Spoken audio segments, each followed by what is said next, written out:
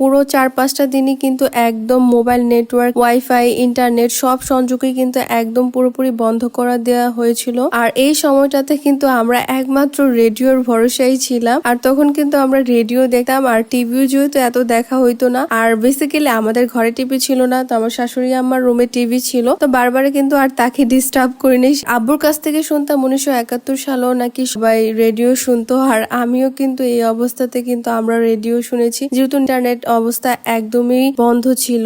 মাঝে মাঝে নিউজ চ্যানেলও কিন্তু খবর শুনতাম, আর ইন্টারনেট বন্ধ থাকার কারণে ফোন যেহেতু সবসময় হাতের কাছে আছে, এর জন্যই খালি বারবার আমি রেডিও এফএমই শুধু শুনতাম।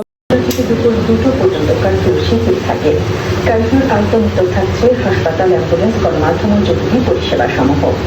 সব অভ্যন্তরীণ ও আন্তর্জাতিক ফ্লাইট কার্ফিউর আওতামুক্ত রয়েছে। যাত্রীদের পাস হিসেবে টিকিট সঙ্গে রাখতে বলা হয়েছে। এদিকে আন্তঃবাহিনী ও গণসংযোগ পরিদপ্তর তাদের